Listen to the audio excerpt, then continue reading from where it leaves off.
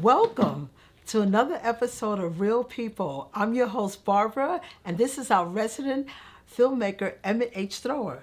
So, Emmett, tell us a little bit about what we will see today. Well, thank you very much, Barbara, and welcome to all our audience members who are the first-time viewers and the long-time viewers. Today, we're very happy to share with you part 2 of my documentary film, Soul of a Priest.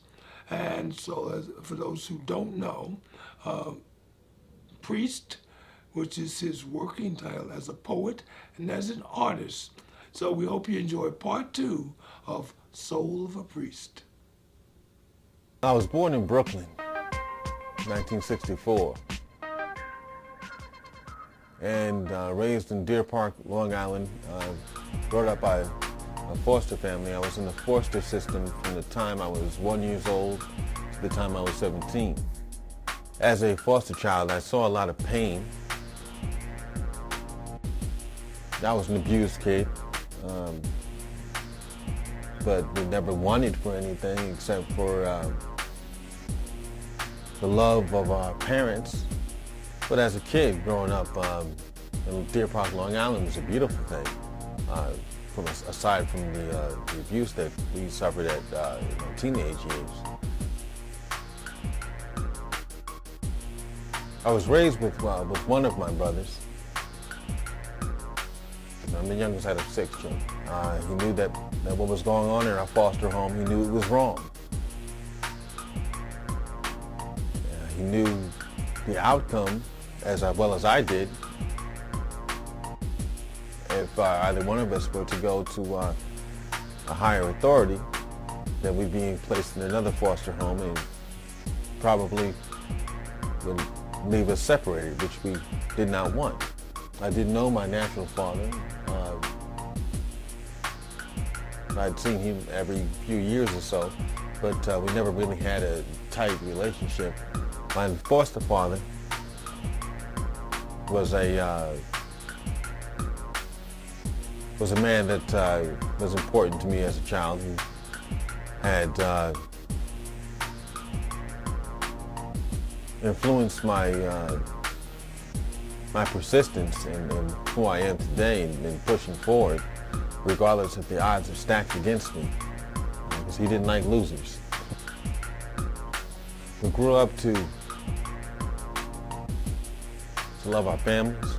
As I got older, I always vowed not to be like a father to my son that my fathers were to me.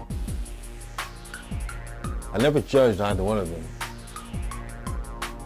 My foster mother, whom I was very close to,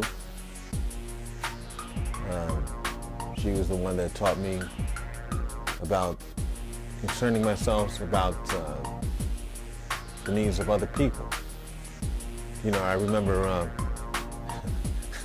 lot of the things that we used to do after school.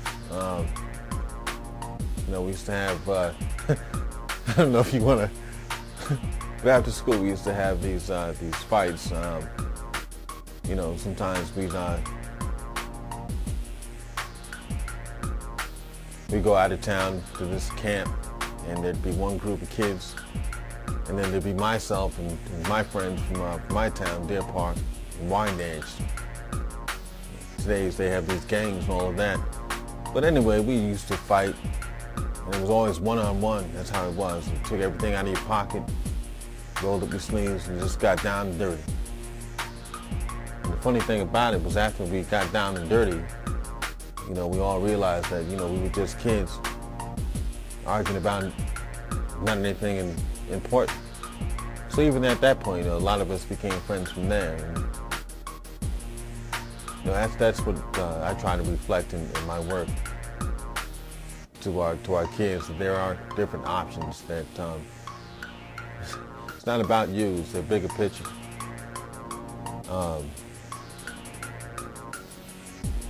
Streets took some of them, took a couple. And one of my pieces, Gun, the opening line is, "I was there the night your big brother got high and lost his mind when he found that his second wife had cheated on him with another man. Shut her up in a hotel in Atlanta. couldn't do the time, so he committed suicide instead. That's about my brother. I was there the night your big brother got high and lost his mind when he found out his second wife had cheated on him with another man. I am Gun. Shot her up in a hotel in Atlanta. Couldn't do the time, so he committed suicide instead. I am Gun. I was there when a stressed out baby mama was being disrespected by her man in the streets. Talking real greasy like, talking big smack in the heat. I am Gun. Punched her in the face, called her a bitch, and it's a rap. Wasn't too long before he heard the sound of a click clack. I am Gun. I make a weak man strong, I make a strong man weak. You can fight if you want to, you can turn the other cheek. It don't even matter, cause I run these streets. I am Gun.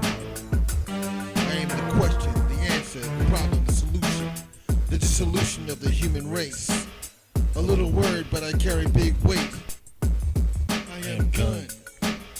I was there when the three students were shot execution style on a basketball court in Newark.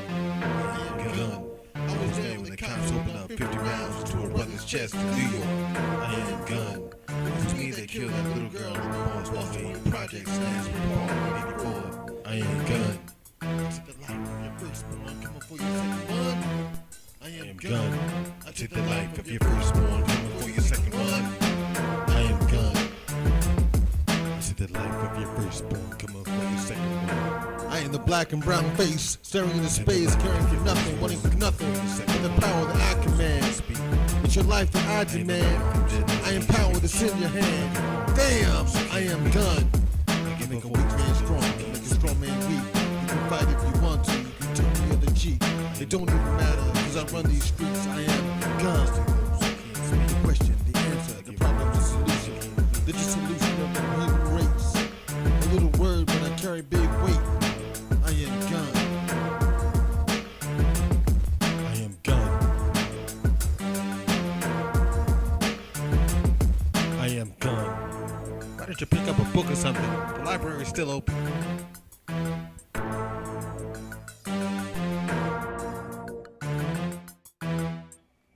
The loss of my brother was it was a devastating moment. It was painful, but it also made me realize the importance of life and the importance of my life, and it takes a lot of courage to live. I wasn't raised with him, but I had met him as well as one of my older sisters when I was 9 years old. And the brother I was raised with, we weren't that close, but the connection that I had with this particular brother that I had met at 9 was there instantly. I hadn't seen him again until I was about 17 or 18 years old. And meeting him again was a trying time. It was just horrible. He had done some horrible things that he shouldn't have done to his children, but he found his peace with God while he was alive. But like Malcolm X says, chickens come home to roost. And he had to pay for the crimes that he had committed. So I loved him regardless, and I had told him it wasn't up to me to forgive you for your sins against your children. That's what you have to ask your children for. These kids today, they're just nuts. Give up their lives for nothing. Things really weren't that much different. Back in our time, people were getting beat up and jumped for their sneakers or their gold chains or their Cazelle sunglasses or whatever. But very rarely did you hear about anybody getting shot. And, these kids, they have to understand that the system is set up to destroy them.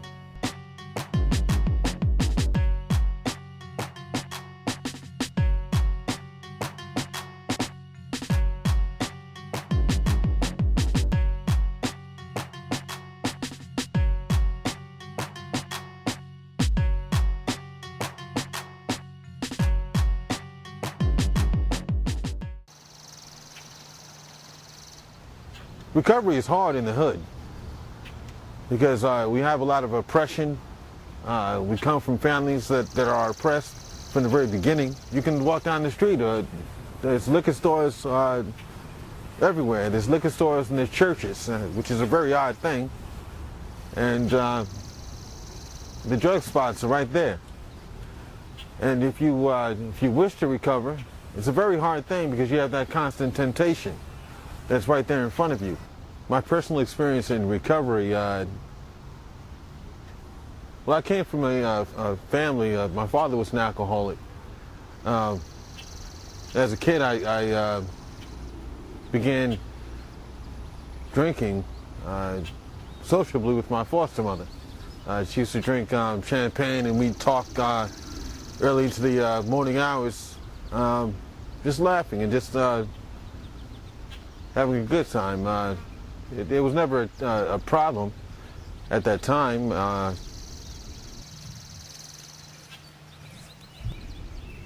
As I gotten older, after my marriage had fallen apart, that's when I had become afflicted with the disease of alcoholism. A challenging situation. Well, I guess you probably want to know what the hell made me stop drinking. I've been clean and sober for a good 4 years now. A lot of loved ones and friends had told me that, you know, I was just too much of a challenge. I was a burden. Just emotionally draining.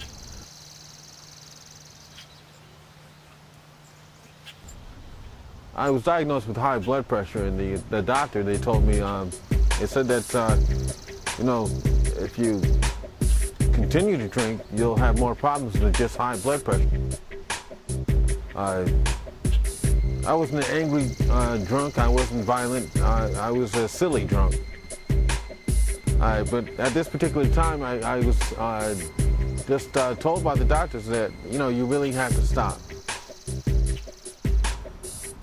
And before they had told me this, I already knew that it was time for me to stop because it was something that I wanted to do for myself. I tell you, I had some experiences. Physically dead twice. One time I passed on, my whole body was shut down for a good 10 minutes. And on my way from my brother's house, just having a regular day, and that was the first time. And the second time I almost drowned in an ocean, sitting on the jetty, writing. I don't know what gave me the thought that I could do something like that, but that's what the drink does. It makes you think that these are just normal things. And these things were just some of the signs saying that I really needed to stop. But you can't tell that to an alcoholic. I had a choice of living or dying, and I chose to live to get the me back that I knew who I was. Stop making blame, passing blame and making excuses, blaming things on my ex-wife. Why the marriage fell apart and why I didn't have the things that I needed. And just focus on life. And loving myself. And that's what a lot of us do. We don't take the time to love ourselves. We always want someone to do the loving for us. It's a selfish thing. You have to stop and love yourself from the very beginning, and not worry about if someone's going to give you that love back. You just worry about you loving yourself, because that's what it's all about. For me, I just said this is something that I wanted, and I just had to stop, and I don't want to stop. So I prayed about it, and God took that taste out of my mouth. But in the hood, a lot of people, they don't see that. They don't see their options, and they're so accustomed to that drug, to that drug, and to the alcohol, and it's the thing that keeps them going, even though it's the thing that's killing them. For me, as a recovering alcoholic, I know that every single day is a blessing. And having faith in your higher power. We've lost faith. We've lost faith. We've lost faith. And the devil's always trying to tempt you, to tempt you, to tempt you. You know, once you have that, once you've lost that faith, then you really don't have anything.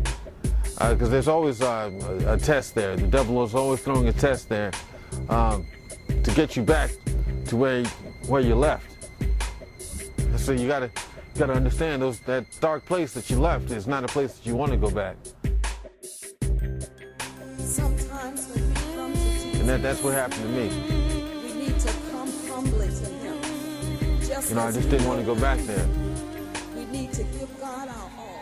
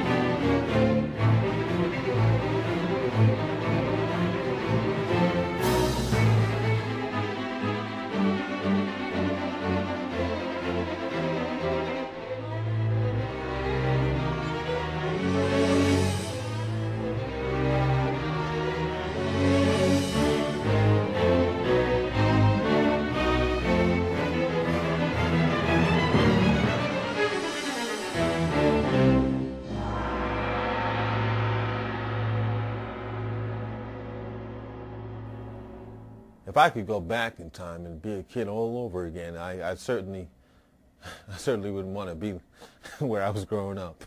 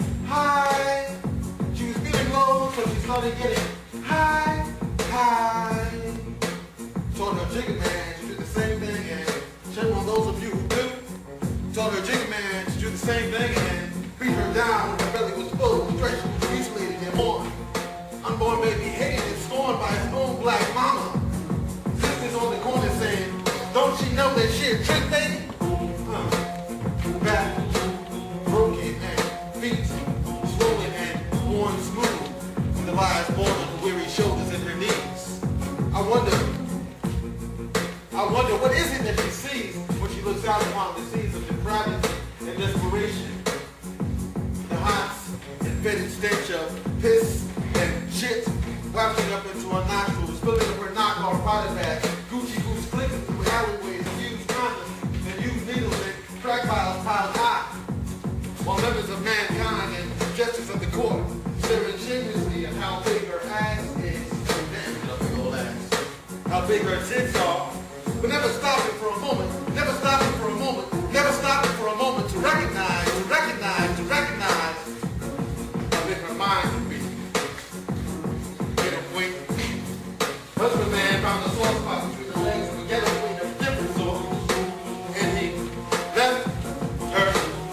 She falls down and she gets back up. She falls down and she gets back up. I am searching for a ghetto kid to take away her in that wound. With all the kings, and all the princes, and all the knights, and all the bishops, either locked up, in jail, dead, dying, or still asleep.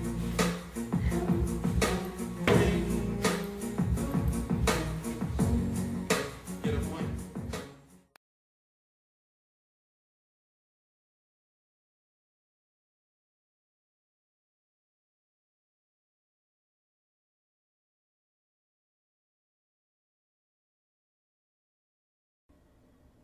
I've always had a certain fear of never being recognized as a writer or as an artist, that people never would know that this is a voice that needs to be heard, because it's your voice. That's art. That's what my art is. It's you.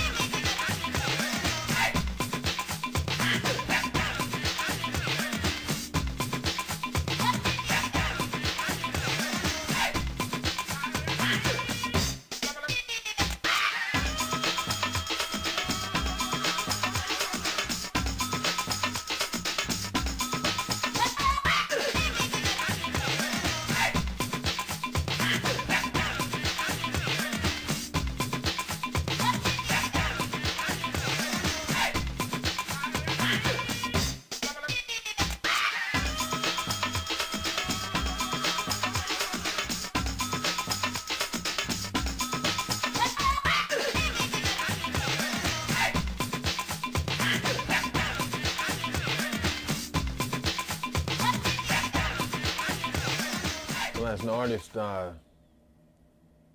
and writer and spoken word poet, playwright.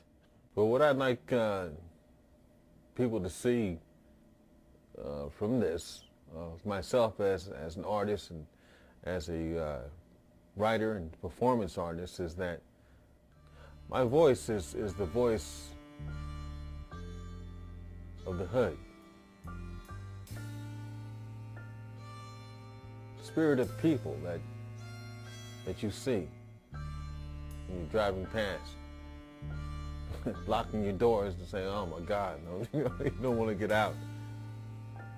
That there's people here, human beings, that love, that cry, that live and die, and people that have hopes and aspirations, and they're working their hind parts off to get them. Not everybody sells drugs in the hoods. Not everybody's a banger. There's families, friends,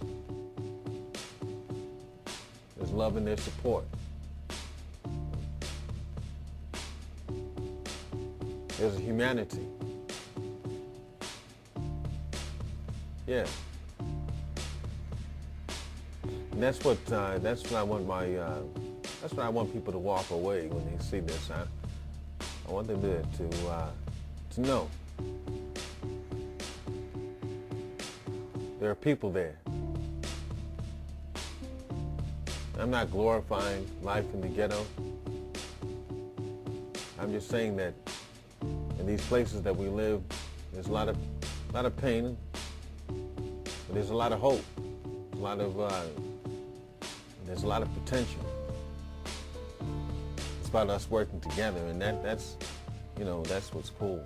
They have to know how to work the system to be successful in it.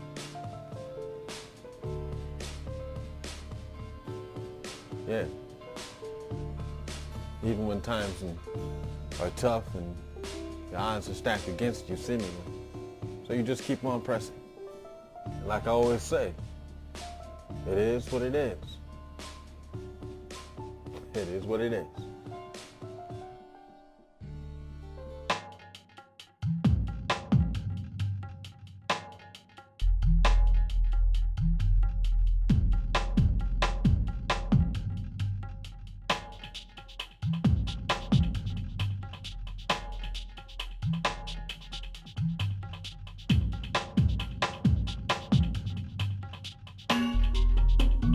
So it was really great how he was able to overcome so many obstacles in his life, and was able to do it through the piece and his poetry.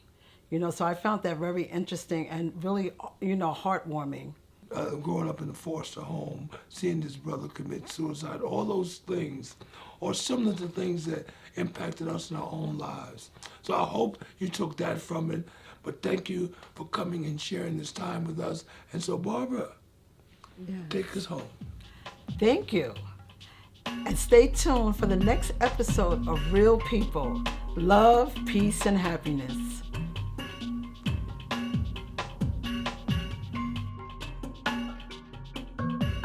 Join filmmaker Emmett Thrower and Barbara on the first and third Monday of every month at 7 p.m. Eastern Standard Time.